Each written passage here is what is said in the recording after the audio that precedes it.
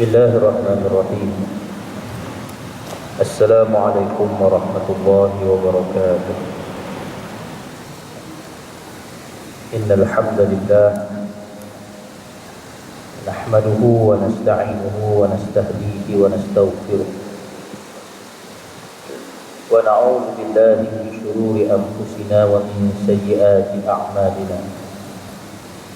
Innahu man yahdihillahu fala mudilla lahu ومن يضلل فلن تجد له وليا مرشدا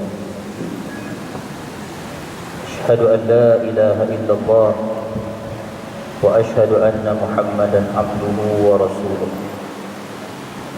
اللهم فصل وسلم وبارك على سيدنا محمد وعلى آله وأصحابه ومن اهتدى بهديه إلى يوم لا ريب فيه. قال الله سبحانه وتعالى أعوذ بالله من الشيطان الرجيم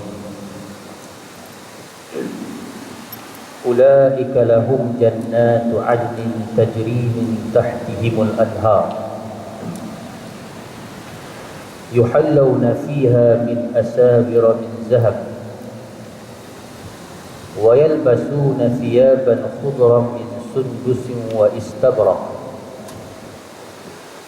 متكئين فيها على الأرائك نعم الثواب وحسنت مرتفقا صدق الله العظيم. Firman Allah di dalam surah Al-Kahfi pada ayat 31 yang bermaksud mereka itu disediakan baginya syurga yang kekal yang mengalir di bawah syurga tersebut beberapa anak sungai. Mereka dihiaskan di dalam syurga itu dengan gelang-gelang tangan emas dan memakai pakaian hijau daripada sutra yang nipis dan sutra tebal yang bersulam. Mereka berehat di dalam syurga tersebut dengan berbaring di atas pelamin-pelamin yang terhias indah. Demikian itulah balasan yang sebaik-baiknya, dan demikian itulah syurga tempat berehat yang seindah-indah. Yang saya hormati seluruh ahli jatah puasa dan para petugas Masjid Al-Kautsar. Turut saya hormati tuan-tuan imam, tuan-tuan Bilal, Ashabul Fadilah, tuan-tuan ustaz, tuan-tuan haji, puan-puan hajah, saudara-saudari sidang hadirin dan para jemaah yang dimuliakan Allah Subhanahu wa taala sekalian. Alhamdulillah, kita rafa'kan setinggi-tinggi syukur kehadrat Allah Azza wa Jalla yang kembali menganugerahkan nikmat pertemuan kepada kita pada malam ini. Mungkin ada di kalangan tuan-tuan yang sedikit terkejut, apa hal pula ustaz, setelah malam dah. Jadi saya ni malam ini saya menggantikan Al-Fadhil Ustaz Zakaria Rashid. Beliau petang tadi terbang ke Semenanjung, jadi malam ni free, dia minta saya ganti. Kebetulan pula saya pun free dan saya pun memang ada hutang dengan tuan-tuan. Beberapa minggu yang lepas saya tak dapat hadir. Jadi malam esok jadual kita insya-Allah akan bermula seperti biasa juga. Jadi malam ni dengan malam esok saya hadir untuk pengisian di Masjid Al-Kautsar ini insya-Allah. Tuan-tuan yang dimuliakan Allah Subhanahu wa taala sekalian, dalam ayat surah Al-Kahfi ayat 31 yang saya sebutkan tadi, Allah Taala merakapkan tentang nikmat-nikmat yang akan dinikmati dan akan dirasai oleh penghuni-penghuni syurga. Tuan-tuan boleh balik rujuk surah Al-Kahfi tersebut ayat 31. Yang di antara bentuk nikmat yang Tuhan berikan kepada penghuni syurga ini adalah dalam bentuk nikmat pandangan mata yang indah. Secara asasnya nikmat yang Tuhan bagi dalam syurga ini tuan-tuan adalah benda yang manusia rasa seronok, manusia rasa puas, manusia rasa happy dengan perkara tersebut sewaktu di dunia. Kalau di dunia pun kita rasa best dengan tempat ini, dengan gambaran ini, dengan suasana ini, kita rasa puas dengan perkara-perkara tersebut, di akhirat Tuhan akan ulang balik bentuk nikmat yang sedemikian. Bahkan Allah Ta'ala lipat gandakan lagi, upgrade lagi kenikmatan tersebut. Sebagai contoh, kalau di dunia ini kita suka tengok tempat-tempat yang cantik, kita suka dengan pemandangan yang indah, kadang-kadang orang sanggup hujung tahun ada duit lebih sikit, ikut serta dalam pakej pelancongan, pergi ke China, pergi ke Jepun, pergi ke France, pergi ke Paris, semata-mata nak tengok tempat-tempat cantik yang ada di alam dunia. Bila sampai tengok, kadang-kadang mulut terbuka begitu, tangkap gambar, sampai ke kedai gambar, sampai gambar sekarang mulut nganga. Sepatutnya sebut subhanallah, sebut alhamdulillah, kagum, masya Allah, tapi oleh sebab pergi itu tangkap gambar. Sampai sekarang gambar dia mulut tenganga begitu. Tapi sebab apa kita sanggup berkorban demikian? Sebab benda tu benda yang mendamaikan, benda yang happy, datang keseronokan kepada manusia. Sebab itu bila di hari akhirat, antara ganjaran nikmat yang Tuhan bagi kepada penghuni syurga, jannatu adnin tajri min tahtihimul anhar. Ada sebuah syurga namanya syurga Adnin. Dalam syurga ini, tuan-tuan, ada anak-anak sungai yang mengalir di tengah-tengah medan syurga tersebut. Suatu bentuk pemandangan indah yang digambarkan oleh Allah dalam Al-Quran. Kalau dia dalam dunia ini, tuan-tuan, manusia rasa seronok, manusia rasa happy, rasa bangga bila boleh pakai barang-barang hiasan, barang-barang kemas. Biar dia jelek pun, tapi biar yang ada di tubuh dia itu namanya emas, dia rasa bangga satu macam. Dia jadi kumpau satu macam, kan? Muka jelek hitam, tapi kalau sudah pakai rantai emas, kan, dia kasih keluar rantai, kan? Yang mana pakai jam berado yang gold plated, dia kasih nampak 20,000 ni beli di Mekah, kan? Dia bangga. Manusia akan menonjol-nonjolkan perhiasan yang ada di tubuh dia. Paling-paling kurang gigi emas. Bila bercakap, dia nak tunjuk juga nikmat Tuhan itu, dia akan bercakap dengan sentiasa menampakkan gigi dia. Berapa ringgit barang ni makcik? RM1 ditambah. Tak ada, esok lusa kita boleh tengok. Jumpa yang mana gigi emas, cuba tanya. Begitulah gaya. RM3. Dia kasi nampak gigi dia. Nikmat. Dia rasa happy. Ingat senang dia nak buat gigi emas. Mahal baik. Di hari akhirat juga Allah Ta'ala berikan nikmat pemakaian emas ini. Wa yuhallawna fiha min asawira min zahab.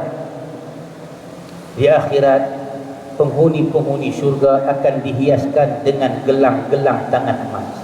Kalau di dunia, yang boleh pakai emas adalah wanita sahaja, diharamkan mutlaqan, secara mutlak, total kepada golongan lelaki. Tetapi di hari akhirat kelak, tuan-tuan, lelaki perempuan semua sudah dihalalkan untuk memakai emas.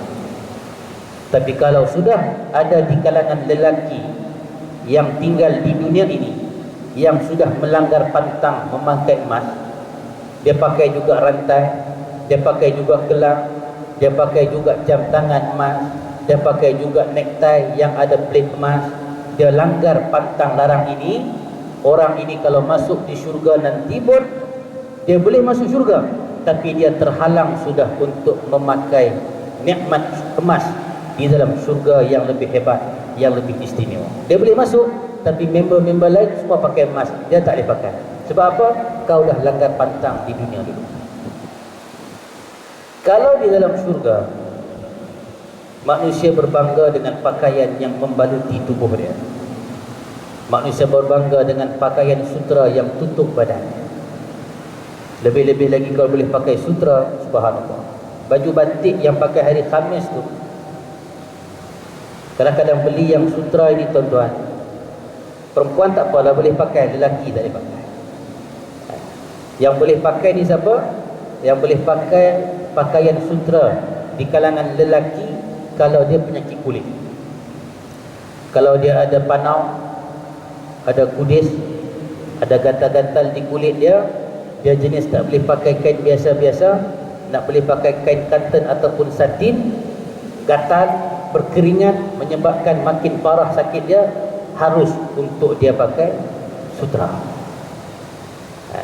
Jadi kalau tuan-tuan tengok pemimpin-pemimpin sekarang, apa-siapa lah, YB ke, Datuk ke, apa ke, dia pakai sutra.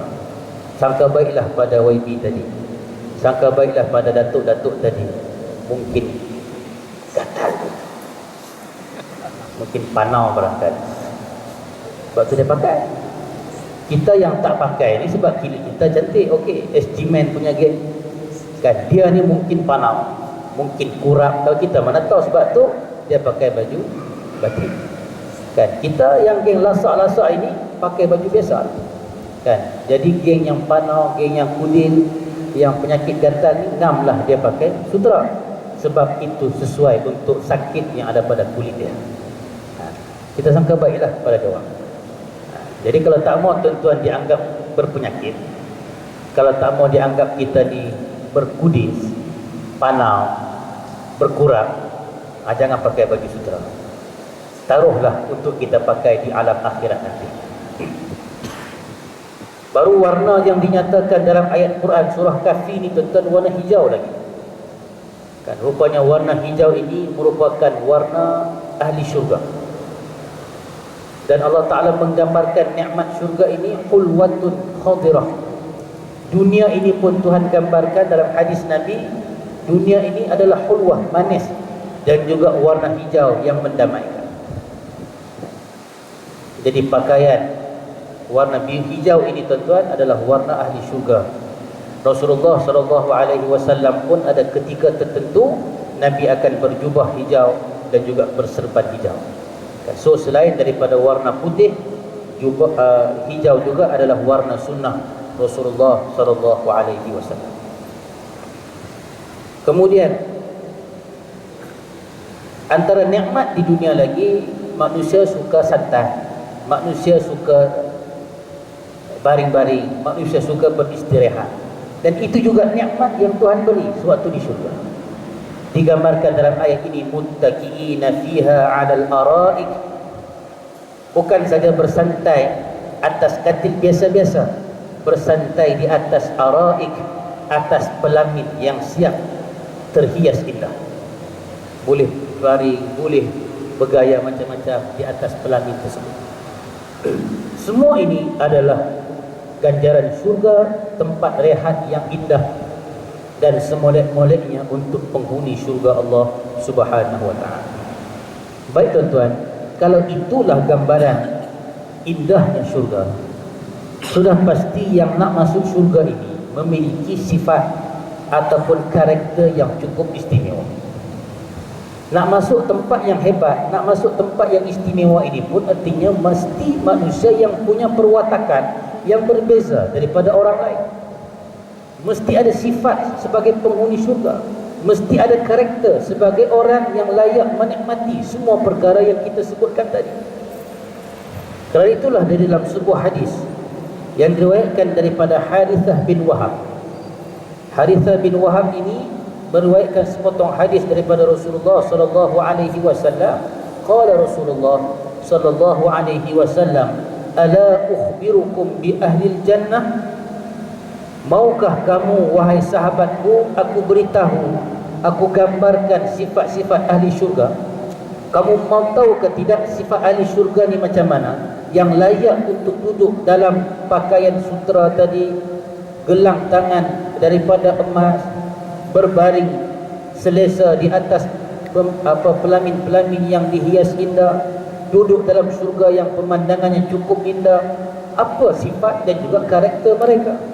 Apa perwatakan mereka? Mau ke tidak aku gambarkan kepada kamu? Maka sahabat menjawab, ya, kami ingin sangat mengetahui perwatakan dan sifat ahli syurga itu.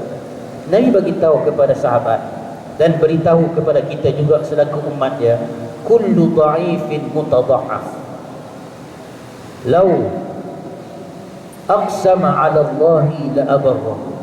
Nabi kata yang pertama, mereka yang menjadi penghuni syurga ini setiap orang yang lemah dan mereka ini dilemahkan. Andainya dia meminta sesuatu kepada Allah, niscaya Allah akan mengabulkan permintaan. Sifat pertama yang disebutkan oleh Nabi, dia ini dhaif, mutadha'af. Dia seorang yang lemah dan dilemahkan.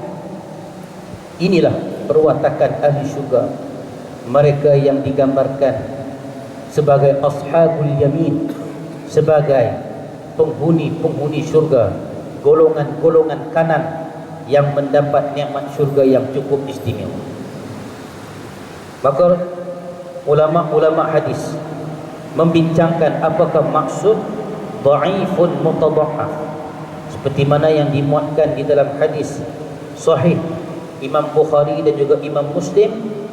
Maka dinyatakan oleh Imam Nawawi dan juga Imam Ibn Hajar Al-Asqalani berhubung dengan maksud golongan yang lemah dan dilemahkan ini ialah orang fakir dan dihina di kalangan masyarakat.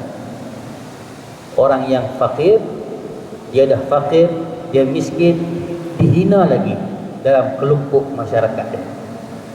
Mereka ini tidak pernah disanjung, puji pun orang tak pernah, penghormatan tidak pernah dia rasa, malah sering diremehkan kerana keadaan hidupnya.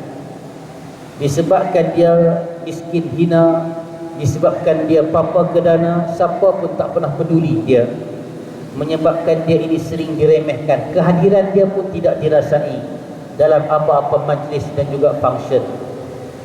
Orang ini nampak dhaif, orang ini nampak dihinakan, tetapi dialah orang yang bakal menjejakkan kaki pertama-tama di dalam syurga Allah Subhanahu wa taala.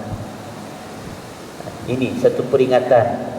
Nabi sebut benda ini untuk kita bermuhasabah balik, tuan-tuan, untuk kita renung dan fikir balik sejauh mana kita melihat dan kita memberikan penghormatan yang sewajarnya kepada golongan ini, golongan yang lemah dan juga dilemahkan. Itu satu tafsiran daripada ulama, orang yang lemah dan juga dilemahkan. Sebahagian daripada ulama pula menafsirkan maksud lemah ini bukan kata lemah dari sudut harta benda, bukan kata lemah dari sudut kemampuan memiliki harta. Al-Qadhi'iyah menyebutkan boleh jadi kalimat lemah di sini, dhaif di sini, tuan-tuan, bermaksud hati dia cukup lembut, hati dia mudah dan begitu halus untuk tunduk kepada keimanan di sisi Allah Subhanahu wa taala. Ini tafsiran yang kedua.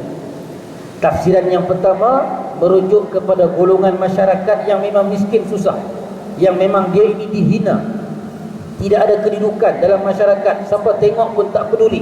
Ini golongan pertama, dan hal itu dibenarkan, dibuktikan dalam hadis-hadis Rasulullah sallallahu alaihi wasallam. Sebagai contoh, tatkala Nabi menjejakkan kaki ke syurga dalam peristiwa Isra' dan juga Mi'raj, ittala'tu, aku muncul dan aku tiba di syurga, dan fara'aitu aktsaru ahliha, aku melihat ramainya di kalangan penghuni-penghuni syurga ini, di kalangan fakir miskin, di kalangan orang-orang yang susah. Jadi kenyataan hadis ini membenarkan karakter dan juga lakaran sifat orang yang memasuki syurga Allah, mereka yang lemah dan mereka yang dihinakan. Baik, itu kita melihat Nabi SAW memberi perhatian yang sewajarnya kepada golongan fakir miskin yang hidup di sekelilingnya. Bahkan Nabi prepare satu tempat lagi di Masjid Nabawi dekat dengan rumah baginda, satu kawasan untuk dihuni, untuk ditinggal oleh golongan ahli suffah. Ahli suffah, orang yang miskin, yang tidak ada pekerjaan, mereka ini hanya tinggal di masjid mereka ini tidak ada apa-apa komitmen lain. Nak komitmen apa? Nak kerja pun tak ada duit, tenaga pun tiada, duduk di masjid. Dan mereka ini Nabi beri satu tanggungjawab yang baru. Kalau kamu tak boleh keluar berperang, hendaklah ada satu kelompok di kalangan kamu yang menuntut ilmu. Sebab itulah lahirnya tokoh yang hebat dari kalangan ahli sufah ini. Tokoh yang hebat di kalangan mereka ialah Sayyidina Abi Hurairah. Abi Hurairah antara sahabat yang lewat memeluk Islam. Waktu dia peluk Islam tu Nabi berada di medan Khaybar, tuan-tuan. Nabi tidak ada di Madinah, lewat sudah dia peluk Islam. Tapi bila datang hidayah kepada dia, dia sanggup tinggalkan Madinah pergi ke Khaybar semata-mata untuk mengucap syahadah di hadapan Nabi SAW. Setelah Nabi terima keislaman dia, start daripada situ dia sudah tidak pernah meninggalkan Nabi SAW. Dia sentiasa mendampingi Nabi, sentiasa melazimi majlis ilmu bersama-sama dengan Rasulullah SAW. Dia lewat peluk Islam. Dalam tempoh beberapa tahun Rasulullah wafat, tapi dialah mendapat jolokan komputer hadis di kalangan sahabat-sahabat Nabi yang terkemuka. Dia hidup hanya dalam lingkungan tak sampai 10 tahun dengan Nabi, tapi dia berjaya menghafaz lebih kurang 5,000 buah hadis yang semuanya terakam jelas di dalam minda dan ingatan. Banyak sahabat lain hidup lama dengan Nabi, tapi mereka banyak tugas yang lain, mereka banyak keperluan yang lain, tidak ada banyak masa seperti mana masa yang diberikan kepada Abi Hurairah. Maka Abi Hurairah memanfaatkan masanya, memanfaatkan kemiskinannya untuk jadi seorang penuntut ilmu yang tegar, menjadi seorang penuntut ilmu yang sungguh-sungguh dengan majlis ilmu Rasulullah SAW. Sampai akhirnya dia menjadi pakar rujuk di kalangan sahabat. Bila ada masalah, mereka akan jumpa dulu Abi Hurairah. Abi Hurairah, ada ke tidak hadis Nabi tentang masalah ini, tentang hal ini, tentang isu ini? Ada ke tidak hadis Rasulullah yang boleh kami jadikan panduan? Kalau ada, langsung Abi Hurairah menyampaikan hadis tersebut. Jadi kemiskinan, kesusahan hidup Abi Hurairah ini menyebabkan dia terkenal dengan ilmu, dan